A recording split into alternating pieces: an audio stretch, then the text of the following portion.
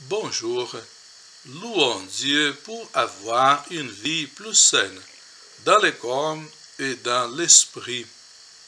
Le Créateur a pris soin de créer tous les éléments du monde avec amour.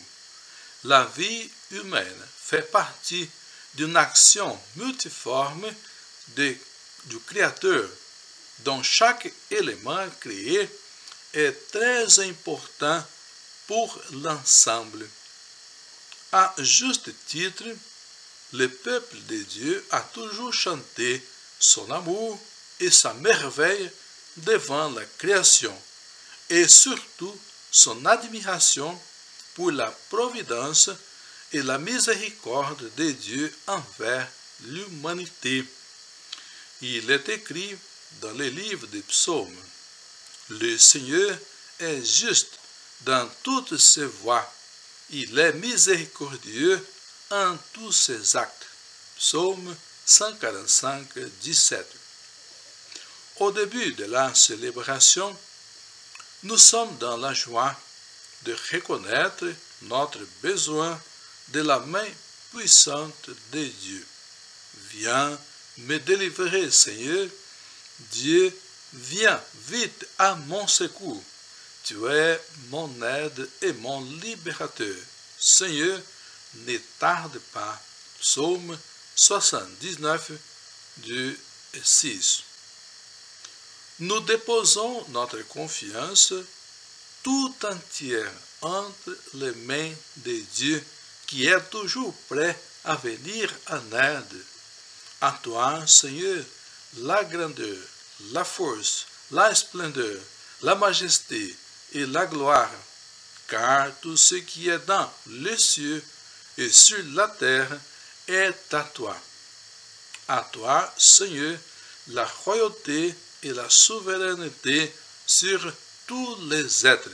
Premier livre des Chroniques, 29, 11. Dans la première prière de la célébration, nous demandons au Seigneur de toujours veiller sur ce qu'il a créé dans son immense amour. Nous prions: assiste tes enfants, Seigneur, et montre à ceux qui t'implorent ton inépuisable bonté. C'est leur fierté de t'avoir pour Créateur et Providence. Restaure pour eux ta création et l'ayant renouvelée, protège-la. Avec nos forces, nous pouvons faire beaucoup, mais avec la force de Dieu, notre effort n'est pas en vain. Toute maison, en effet, a son constructeur, et le constructeur de tout est Dieu. Hébreux 3, 4. Dans la lecture de la messe, nous voyons Jacob qui se rend en Égypte. La rencontre entre père et fils est un moment important dans l'histoire du peuple de Dieu qui rappelle la providence et la présence de Dieu dans la vie et la destinée des personnes. Nous lisons: maintenant je puis mourir après que j'ai revu ton visage. Genèse 46, 30.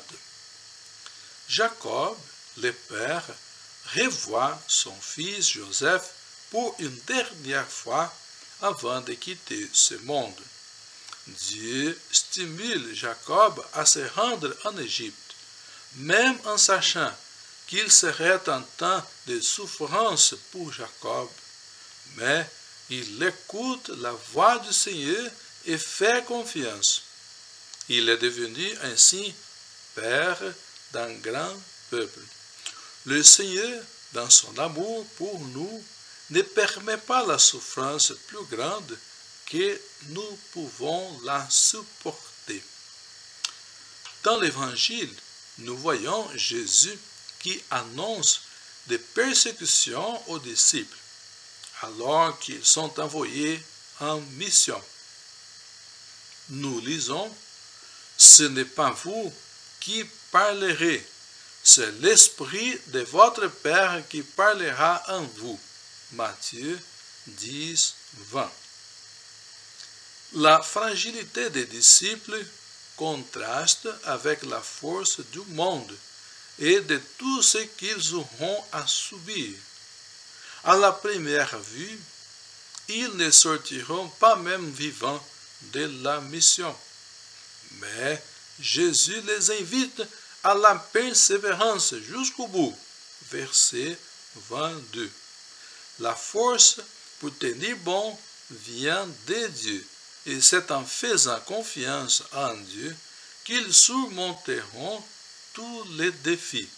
En ce moment, la fragilité se transforme en force qui marchera devant eux jusqu'à la fin. Chaque jour, Dieu renouvelle nos forces avec sa parole et à la table de l'Eucharistie. Et nous prions, dans ta bonté, Seigneur, sanctifie ces dons, accepte les sacrifices spirituels de cette Eucharistie et fais de nous-mêmes une éternelle offrande à ta gloire. Nous prions dans la préface. En lui, tu as voulu que tout soit rassemblé et tu nous as fait partager la vie qu'il possède en plénitude. Vers la fin de la célébration, nous sommes heureux de s'approcher du Seigneur qui nourrit son peuple pour qu'il n'ait plus jamais besoin d'autre nourriture que son amour. Je suis le pain de la vie, dit le Seigneur.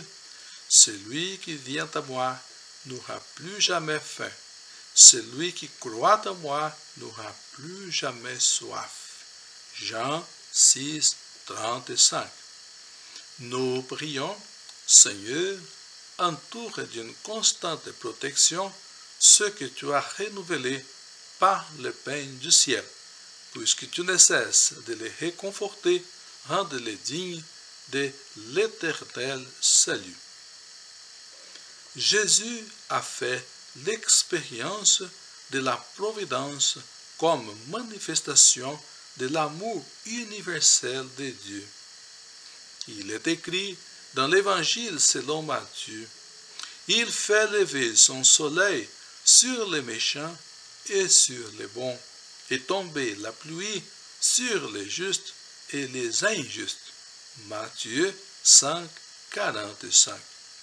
Saint Jean-Paul II a dit alors qu'il était pape à propos de la providence.